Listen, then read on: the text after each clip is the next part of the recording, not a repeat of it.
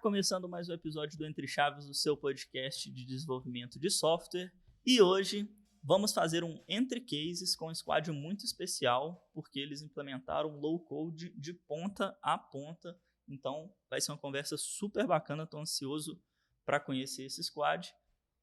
E quem está muito ansiosa aqui do meu lado também para conhecê-los é a Fernandinha. E aí, Fernandinha, tudo jóia? Estou muito ansiosa mesmo, porque eu já tenho várias dúvidas anotadas, que realmente, né, low code, a gente já falou algumas vezes aqui de low code, mas acho que até então não tínhamos entrado em um time, um case de fato, de aplicação, né, de produto que está em produção em low code, então eu estou animadíssima. Isso, a gente até tinha falado, né, explicado muito sobre conceitos e o low code sendo usados até, será que é usado mais por devs ou por pessoas de produto ali que tem menos conhecimento técnico, mas aqui a gente tem um exemplo prático de um time que usou low code para construir sua aplicação. Então, para falar desse projeto aí com a gente, estamos aqui com o Vitor. E aí, Vitor, tudo jóia? Tudo jóia, gente? Meu nome é Vitor Nunes, eu sou desenvolvedor aqui na DTI e estou muito feliz com a oportunidade de estar aqui conversando a respeito do low code com vocês. Aqui com a gente também tá o José. E aí, José, bom? E aí, gente, beleza? Eu sou o José e atualmente eu atuo como desenvolvedor líder aqui na DTI também. Beleza, então para começo de conversa, queria que vocês apresentassem um pouquinho para a gente aí, né, do projeto de vocês, do contexto de atuação e de como que é essa história aí de low code de ponta a ponta, né? Beleza, eu acho que o Vitor até pode falar melhor sobre o case em si, mas eu vou contar um pouquinho da historinha de como é que começou, né? De onde veio essa necessidade, como é que a gente começou a ter esse contato com o low code. Assim, ele veio basicamente como uma oportunidade da refatoração de um sistema que o pessoal já usava lá na empresa do cliente.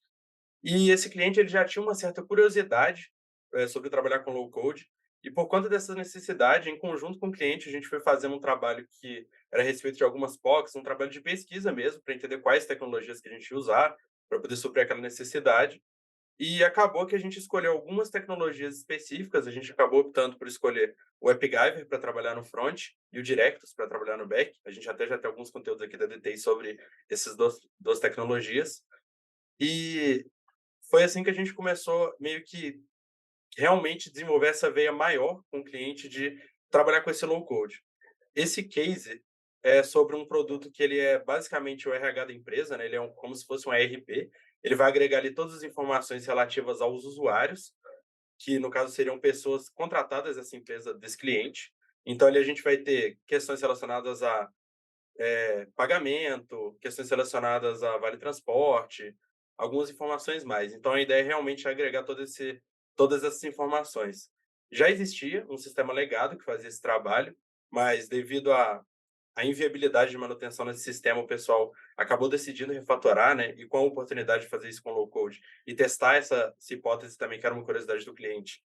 Você tinha até, né, aqui nos bastidores, você tinha falado, né, que as tecnologias também eram bem antigas, né, dentro desse legado, e que a manutenção era complexa por isso, né? Sim, sim. Aí, até porque nós vivemos de um contexto que, primariamente, era um squad de sustentação, né? Eventualmente, a gente começou a fazer go live de alguns produtos, especialmente produtos em low code. Esse case que a gente trouxe hoje é um deles, mas já tem uns outros produtos de low code que a gente também está trabalhando. Então, para acontecer o go live em breve também. Mas a questão principal era realmente que estava difícil de sustentar. Eram tecnologias muito antigas que haviam sido usadas para fazer esse sistema primeiramente, né? Então teve essa necessidade muito forte, principalmente pensando no contexto dos squads de sustentação mesmo. Ainda mais por ser um sistema que assim era vital para a empresa, não um sistema de RH basicamente. Assim, não tem como se atrasar o pagamento do cara, atrasar o vale do cara, entendeu? E assim, me surgiu uma dúvida de imediato aí, porque a gente já conversou com vários times de sustentação, vários times que estão passando por um processo de sustentação de um legado, ou até refatoração de um legado, migrando para um sistema mais novo e tudo mais, mas nenhum deles tomou o caminho do low code, né? E aí eu queria perguntar para vocês como que foi nesse início considerar essa possibilidade do low code, por que que vocês viram no low code uma possibilidade, né, uma tecnologia que seria viável para construir isso. Falando de um sistema de RH, né, eu não sei o quanto que ele é mais ou menos complexo em termos de regras de negócio ou dificuldades que vocês vão ter de implementar essas coisas, ou se ele é mais simples, isso facilita o caminho do low code, não sei por onde que passou essa decisão assim na época. Ou eu acho que principalmente foi o seguinte, pelo fato de, primeiramente, nós termos um squad de sustentação, automaticamente a gente não tinha tanta capacidade para realmente pegar e desenvolver, não tinha tantas horas disponíveis para isso. Então a gente acabou vendo no low code uma oportunidade de acelerar muito esse processo, o que basicamente viabilizaria que a gente continuasse dando sustentação para as coisas que a gente já sustentava, ao mesmo tempo que a gente conseguisse desenvolver um produto também, nesse caso refatorar. Aham. Então, assim, me parece que só de cara aí vocês já tinham alguns, é, vamos falar assim, requisitos, né, que parecem favorecer mesmo o low code, como vocês falaram. Talvez por ser um sistema interno também, né, que não tinha, provavelmente você não vai ter uma, sei lá, uma escalabilidade talvez tão grande do que um sistema que seria um B2C, por exemplo, né? Esse requisito de ser um time de sustentação que não tinha muita capacidade já de cara, talvez a simplicidade dos requisitos dentro do sistema, parece que são algumas coisas que vocês foram ticando ali, né? Falando assim, parece que low code não vai perder muito aqui não, né? Como se fosse assim, parece que o low code vai ser uma boa estratégia aqui, ainda mais, né, quando você falou assim, a gente também tinha, né, vamos ter que, sei lá, desenvolver mais rápido, como a gente tem pouca capacidade, talvez é uma forma aqui de simplificar também o desenvolvimento. Vocês tinham alguma dificuldade com customização desse sistema? Porque assim, uma das coisas que a gente tem no low code ainda, né, principalmente na parte do front, é algumas coisas ainda um pouquinho travadas, apesar de que alguns deles, que já são mais caros um pouco, eles já têm um design system mais consolidado e tal. Como foi para vocês nessa parte? Então, nesse aspecto, a gente tem duas frentes, né? Igual a gente comentou no início desse episódio, a gente optou por utilizar o low code tanto no front-end quanto no back-end, e a gente esbarrou, de fato, nessa questão de limitação de personalização, e são dois cenários distintos. Gosto de começar pelo exemplo do back-end, que a gente optou pela ferramenta que é uma ferramenta open source, o Directus, e em relação à personalização, a ferramenta em si ela provê muita coisa pré-construída, muita coisa já pronta e entregue disponível de forma consolidada. E, eventualmente, os casos que a gente não conseguiu desenvolver com essas coisas já prontas, ela era compatível e ela estendia muito bem para um projeto Node. Então, ela já, quando a ferramenta é inicializada, ela já inicia, já starta como um projeto Node, e é esse projeto que roda, e toda a parte customizável de regras de negócio que a gente não conseguiu atender por dentro do portal da plataforma, a gente conseguiu criar custom endpoints nesse projeto de forma que a gente sanou qualquer regra de negócio que precisava ser atendida.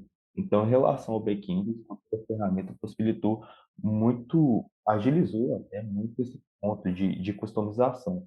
Deixa eu só tirar uma dúvida aqui, Vitor, antes de você passar para o front-end. Em relação ao back-end do Directus, como que é lá? Lá é tipo drag and drop, tipo caixinhas? Ou você programa, assim, ou seja, né, mais no-code ou é low-code que você, de alguma forma, programa um pedacinho, um trechozinho de código? Como que é lá? Em relação ao Directus, ele é um no-code, que é essas plataformas interativas, mas ele não é bem de drag and drop. Ele é mais painéis customizáveis que você vai acessando menus específicos e definindo as configurações que você necessita para o funcionamento do projeto. Eu acho que essa dúvida até caberia tipo, uma explicação a respeito de low code, no code, a diferença entre cada um.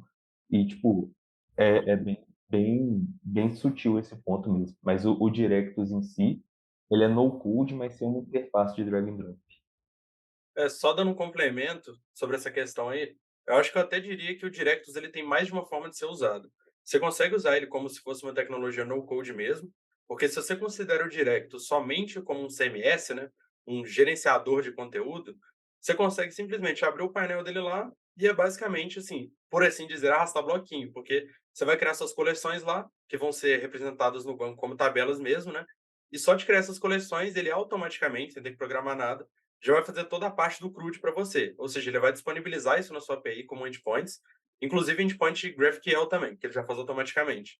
Mas, caso isso não atenda às suas necessidades, você precisa de mais coisa, você tem uma camada um pouco mais abaixo de abstração, que no caso seriam os fluxos do Directus, né, os flows, que são basicamente drag and drops para poder criar fluxos de operação, fluxos mesmo, e E assim, eles não são totalmente customizáveis, igual se você pegasse e mexesse no código mesmo, né, criasse uma função, só que ele já atende a maior parte. Então, eu acho que tem essa segunda camada, que aí sim seria mais próximo de um low code, usando esses fluxos. E tem o terceiro jeito, que é uma forma mais de código mesmo, que seria usando esses custom endpoints que o Vitor citou.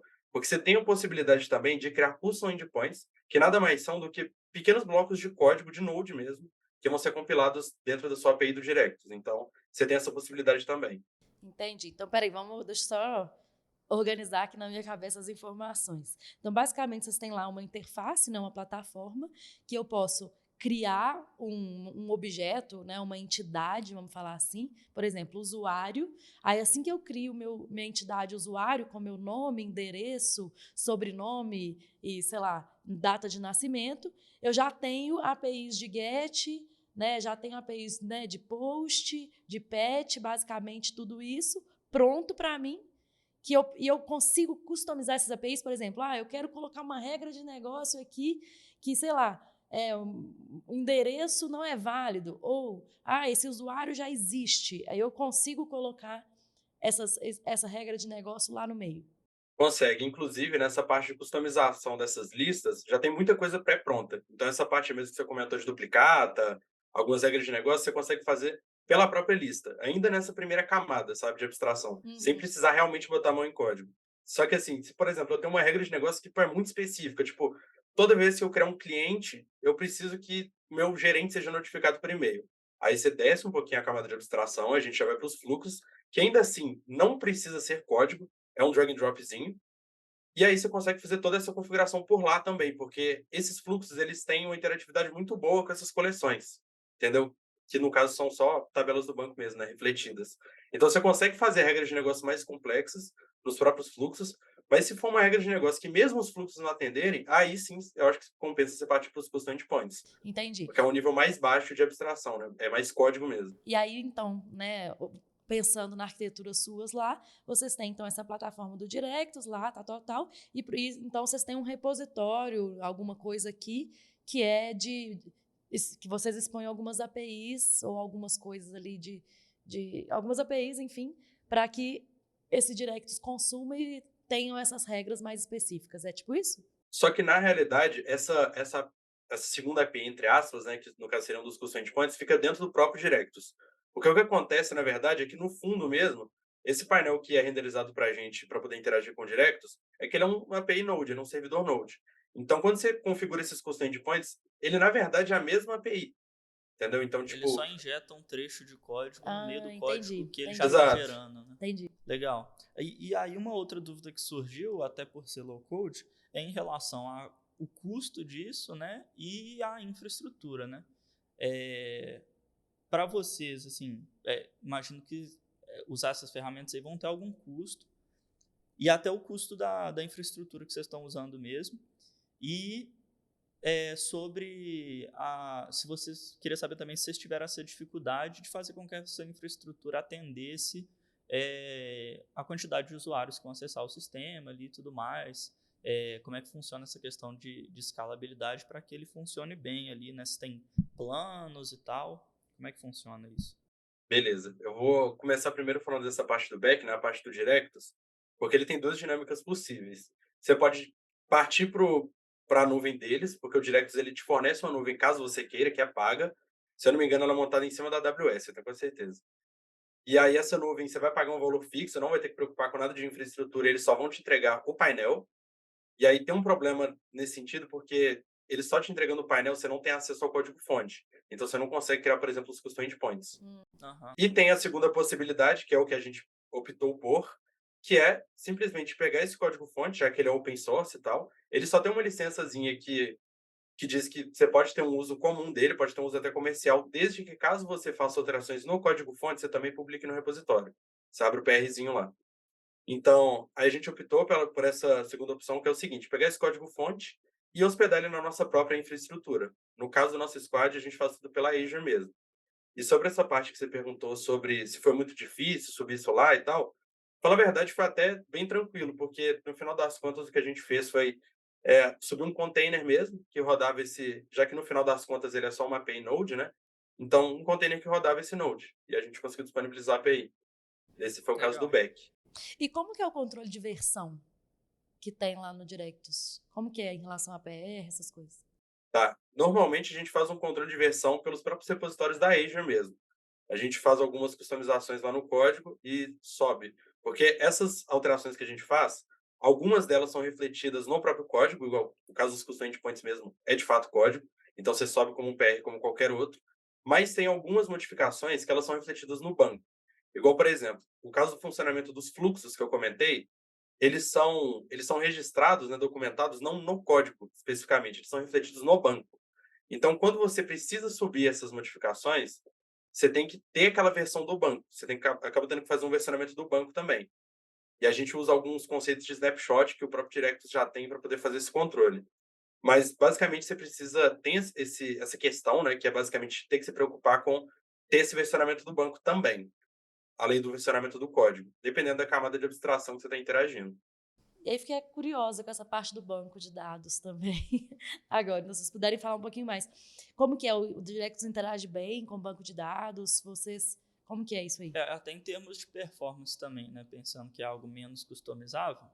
Por um lado, talvez seja até melhor, porque ele já tem as coisas mais prontas ali, nativas, você não corre risco de errar a mão ali, né?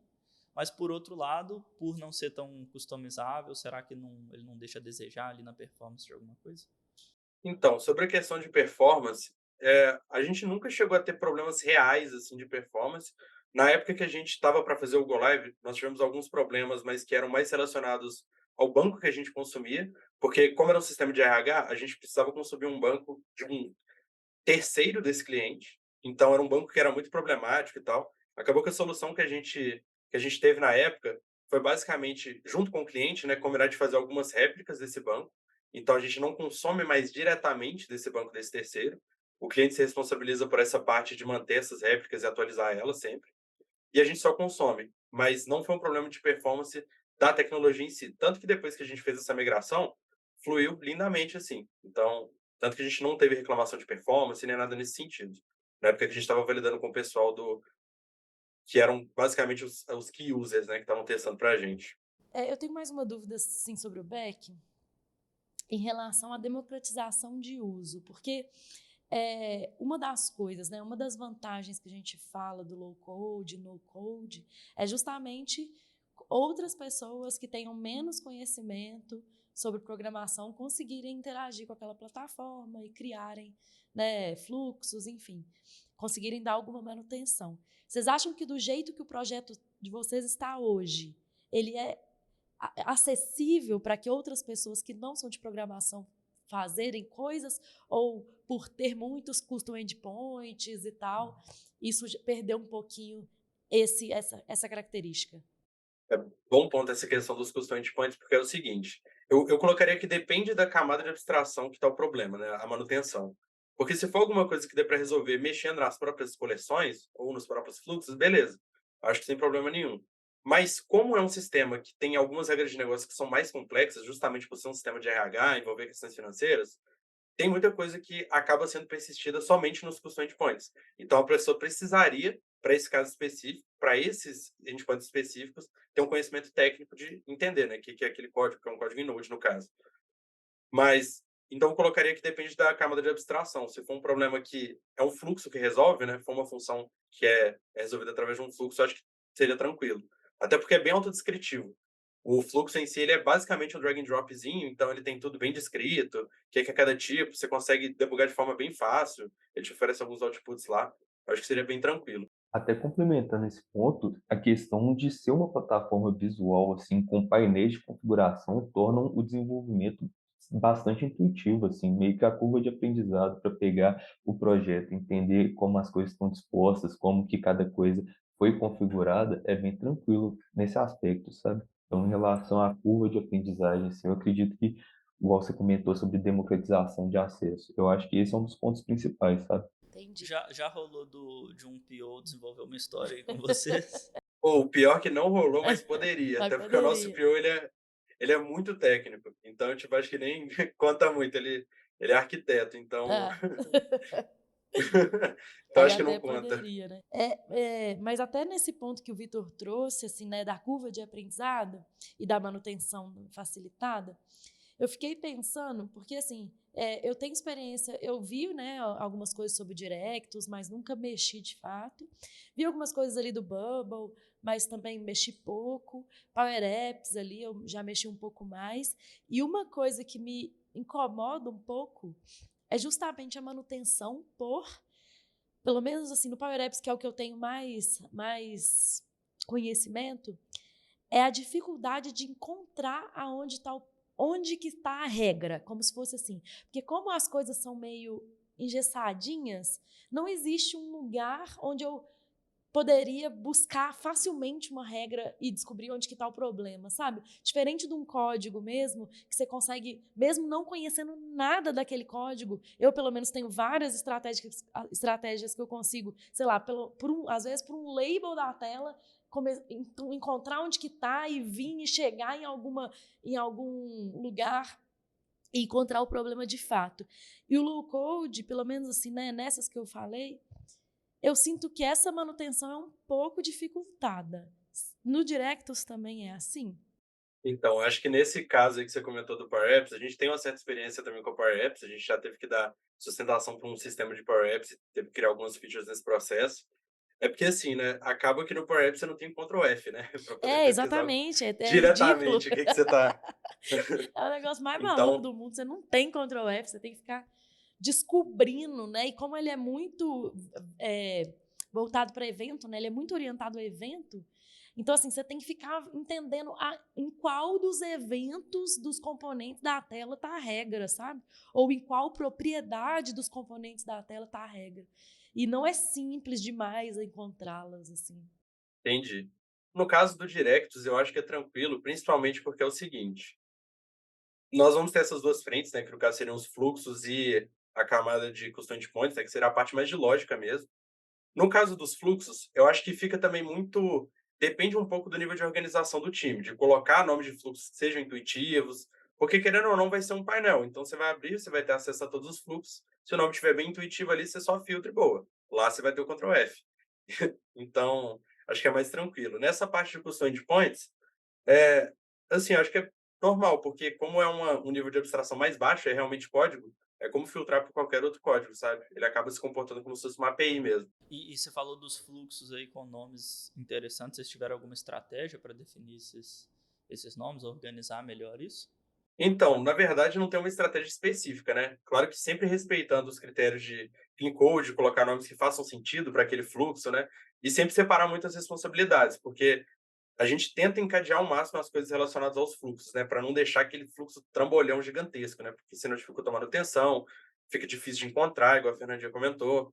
Então, é sempre seguir essas boas práticas de desenvolvimento mesmo, de programação, de clean code.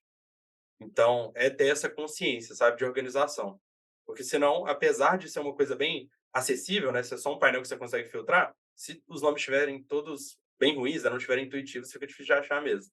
Não, era mais essa questão que o José pontuou bem mesmo, de manter nomes bem representativos, né? Seguir os padrões de organização de código, assim. Isso vale no contexto do low code também, principalmente se tratando desses fluxos. Então a gente falou bastante aqui da construção do back-end, né, usando essa ferramenta do Directus de low code. Queria agora que vocês apresentassem para a gente aí o que vocês usaram, como que foi para construir o front-end, né? Beleza. Sobre o front-end, a gente, depois de algumas POCs, optou por trabalhar com o AppGyver, que hoje é falecido, ele foi migrado para o Build Apps, que é um produto que é da SAP, mas ele é basicamente, ele é bem parecido com o Power Apps em alguns pontos. A diferença é que assim, você não tem tanto acesso a essa camada mais de lógica, de fazer o back-end integrado com o front. E por causa disso, a gente acabou, foi justamente por conta dessa limitação dele que a gente acabou optando por ter uma API separada, né? Ter um back-end separado do front. Mas a parte do desenvolvimento, ela é bem intuitiva, é bem tranquilo, porque esse sim é drag and drop total. Você consegue colocar algumas coisas de código ali no meio e tal, se você quiser, mas dá para trabalhar tranquilamente só com drag and drop, ele já supre muito bem essa demanda. Sobre a questão de customização, ele te dá um nível de customização até que bom, porque você tem possibilidade de customizar os componentes padrão, que já são entregues, né? Você consegue mudar até o comportamento deles. E tem mais alguma coisa, Vitor, para complementar? Acho que é isso, né? Não, o José resumiu bem, tipo, é um no-codezão de drag and drop mesmo.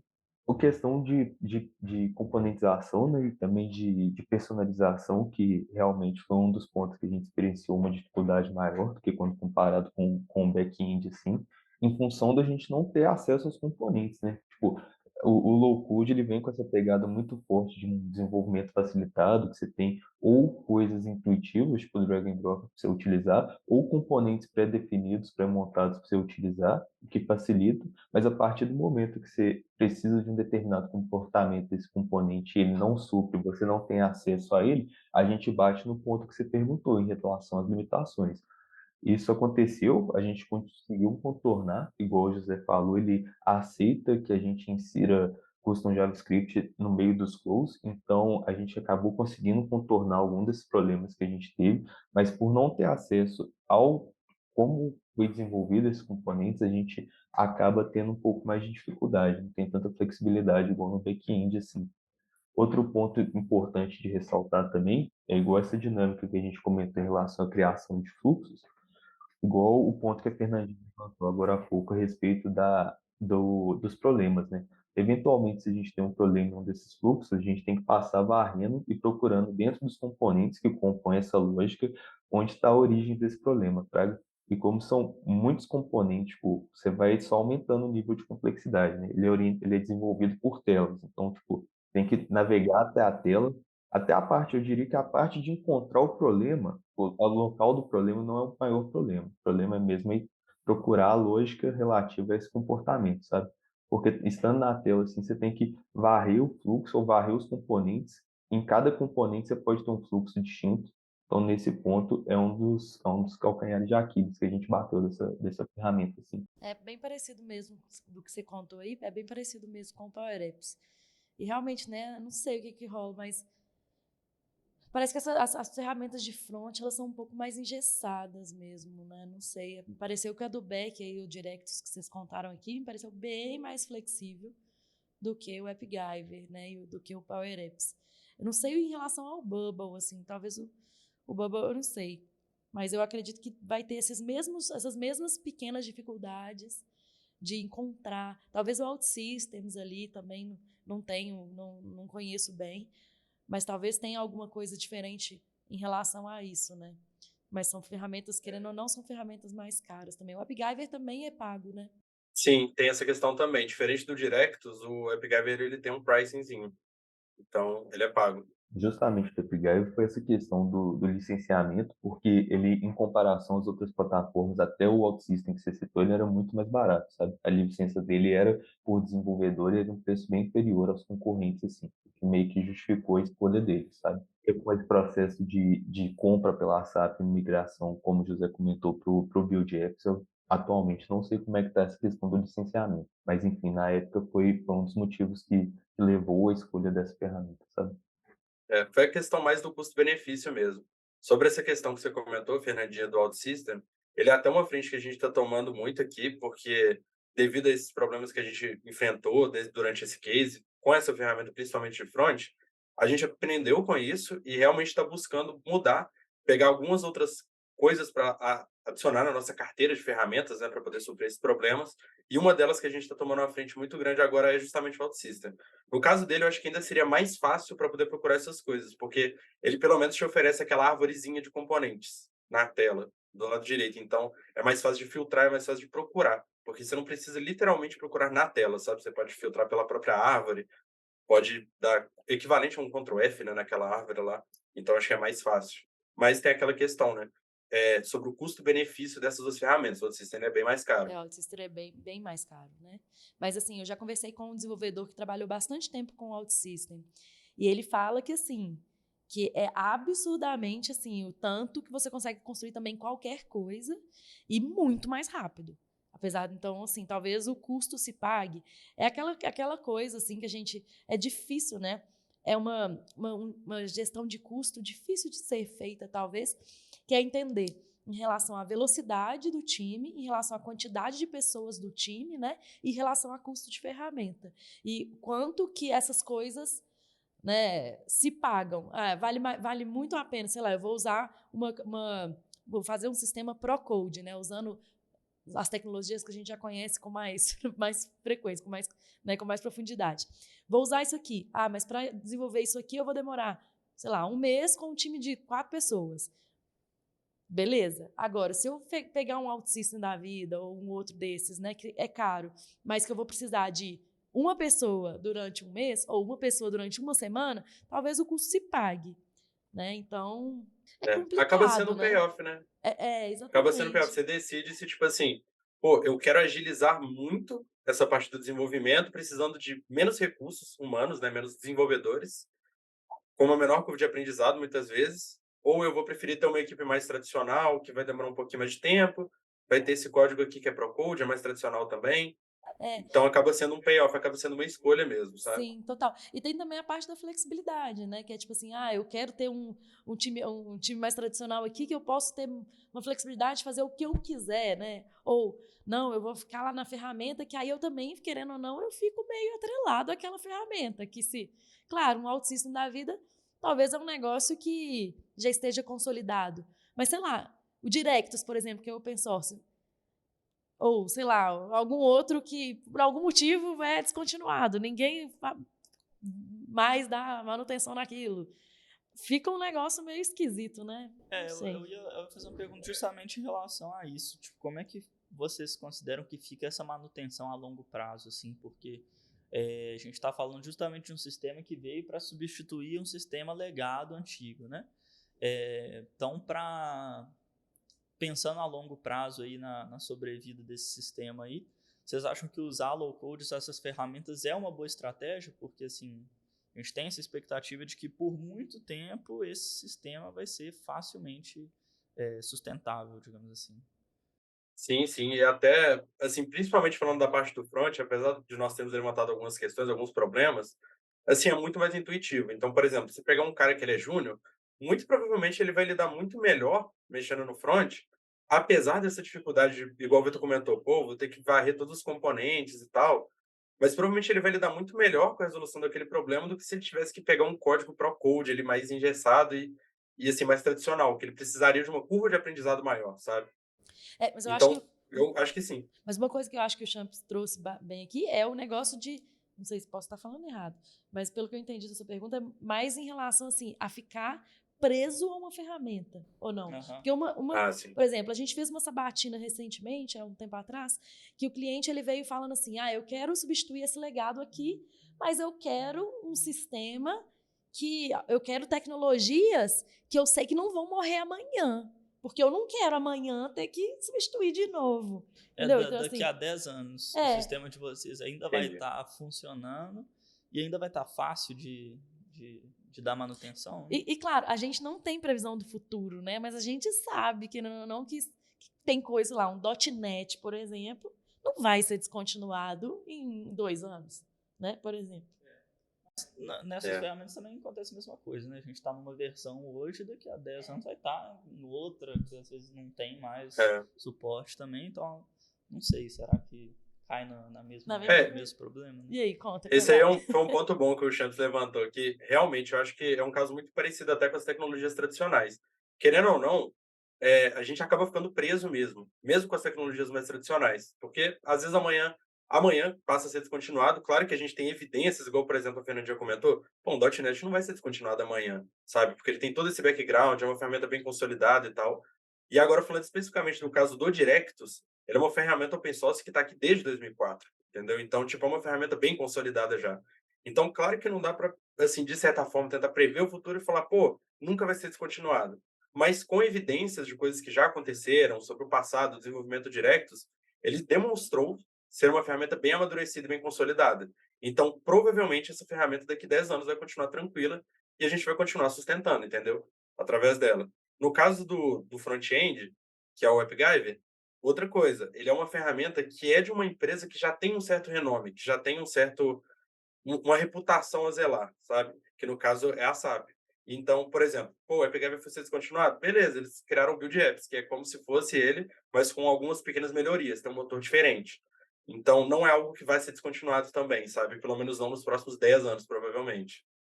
Então, esses pontos todos foram levantados principalmente durante essa etapa de POC que a gente fez com os clientes. E esse estudo, né? De entender, pô, beleza, a gente está entrando nesse, nesse quesito aqui de, pô, vamos utilizar ferramentas low code, mas a gente tem que ter essa garantia de que a gente vai poder continuar trabalhando. Principalmente por esse mesmo ponto que o Chanto levantou, que é o seguinte, pô, um sistema de RH, a gente vai querer utilizar esse sistema por muitos anos, entendeu?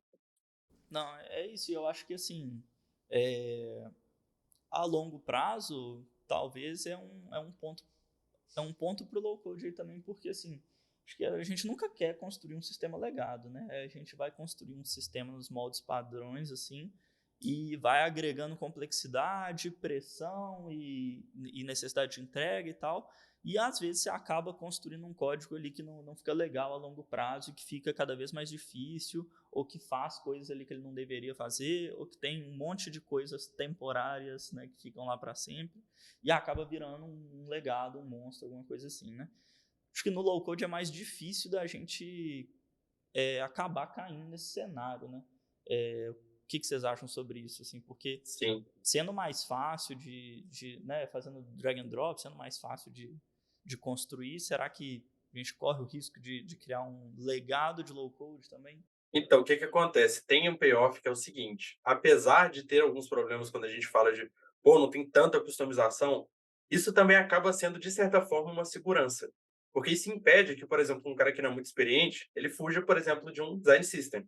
Porque ele não vai ter escolha de, pô, vou pegar aqui, vou criar esse componente aqui do jeito que eu quero, entendeu? Não, ele vai ter que arrastar aquele componente que já está ali e vai colocar ele na tela, seguindo esse design system, mesmo que ele não queira, entendeu? Então, de certa forma, acaba sendo também uma forma de proteger e prevenir que o cara que não sabe, talvez, tão bem o que ele está fazendo, às vezes ele está começando, como que ele vai fazer aquilo, sabe? Ele acaba protegendo, prevenindo que a pessoa faça algo fora do design system, algo que não esteja compliant com o resto do projeto. Eu concordei com isso que você falou, José. Acho que é um bom ponto. Mas eu queria trazer um outro ponto relacionado a isso, que é em relação aos testes. Testes automatizados, unitários. Porque, assim, para mim, um sistema sem teste, ele já nasceu legado, porque a manutenção é ruim. E aí, low code e teste, vocês conseguem testar de forma automatizada? Então, esse é um ponto delicado. O que que acontece? Vamos ficando Quando a por gente aqui, vai então. Valeu, pessoal. O que que acontece? Quando a gente está falando principalmente do back-end, que é onde realmente são concentradas as partes de lógica, quando a gente trata de custom endpoints, tranquilaço, a gente consegue testar, justamente porque é uma parte mais pro code, então a gente testa normalmente, com qualquer ferramenta de testes para Node mesmo. Só que quando a gente começa a falar de camadas de abstração mais altas, no caso dos próprios fluxos, ou nas próprias coleções, né, aqueles CRUDs que ele cria nas coleções, já é uma coisa que a gente tem essa limitação. A gente não consegue testar. No caso do Directus, eu ainda dou um disclaimerzinho que é o seguinte, ele é open source, então tem como fazer esses testes se você quiser. Você pode ir lá no código-fonte e mudar, mas assim, talvez não seja viável, entendeu? E realmente eu percebo que há essa relação um pouco delicada mesmo de low code com testes, entendeu? Porque por serem coisas mais engessadas, muitas vezes, coisas já prontas, entende-se que aquilo já foi testado, entendeu? Mas ao mesmo tempo, eu também entendo o seu receio de tipo assim, pô, mas eu fiz uma funcionalidade nova, como é que eu vou garantir que isso não está afetando o componente que já está criado? E eu Exato, é Exatamente. concordo assim, é nesse porque ponto, sabe? não é só funcionar, né? Tem que É, ué. funcionar da maneira que eu Sim, espero que ele funcione, né? Então, se alterou um fluxo, exato, pode ser que tá tudo funcionando, mas não tá atendendo a regra que eu quero, né? Isso. E aí, dito isso, assim, eu não justamente. concordo com essa afirmativa de que a gente não consegue fazer legado com low code. Porque eu acho que a Aham. gente consegue. Justamente porque a gente não consegue ter grandes práticas, muito boas práticas com a parte de testes unitários, automatizados.